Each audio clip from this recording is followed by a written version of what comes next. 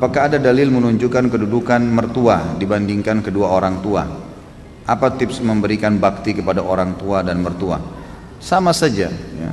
Tetap orang tua diprioritaskan. Mertua itu umum, kerabat.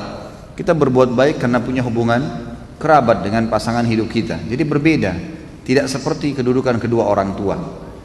Jadi kalau mertua meminta sesuatu misalnya, dan kita memang merasa ada sesuatu yang mendesak yang lain, kita masih bisa minta maaf, nggak ada masalah, nggak berdosa itu. Sama dengan umumnya kerabat kita. Tapi kalau orang tua nggak bisa nolak jadi dosa, nggak bisa. Karena berbakti pada mereka adalah sebuah kewajiban dan ini tidak berlaku pada mertua. Jadi kita tetap berbuat baik pada mertua kita, sebagaimana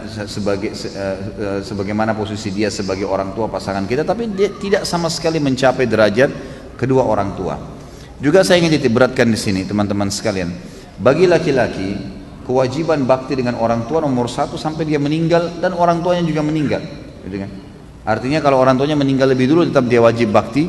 Kalaupun ya orang tuanya masih hidup tetap dia harus lakukan sampai dia meninggal, ya, sampai dianya meninggal dia lakukan kebaktian-kebaktian. Kalau perempuan berbeda, setelah dia menikah maka diprioritaskan adalah suami, ya, adalah suami. Bakti pada orang tuanya di nomor 2 kan. Memang sudah begitu hukum syar'inya. Maka setiap muslimah harus bisa memahami hukum syar'i ini sehingga dia tidak menahan suaminya untuk berbakti dengan orang tuanya.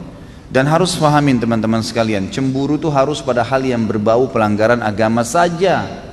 Titik, nggak lebih daripada itu.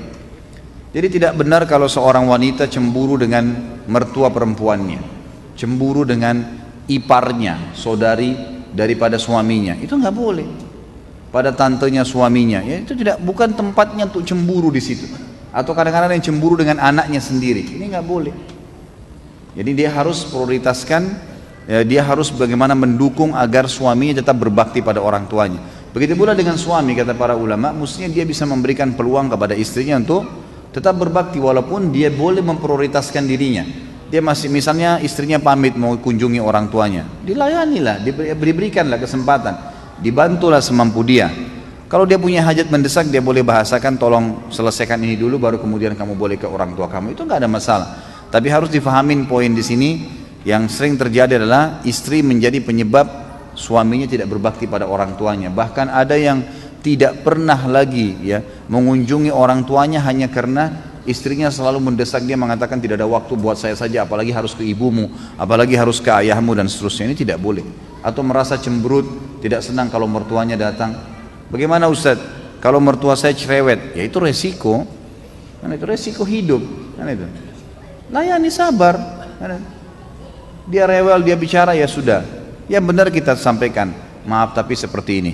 Ya, kita jelasin apa adanya dan sabar. Ada orang dicoba di mertuanya, ada orang dicoba di orang tuanya, ada orang dicoba di saudaranya, ada orang dicoba di anaknya, ada yang dicoba di pasangan hidupnya. Dia bersabar, ya, dia bersabar lalui itu.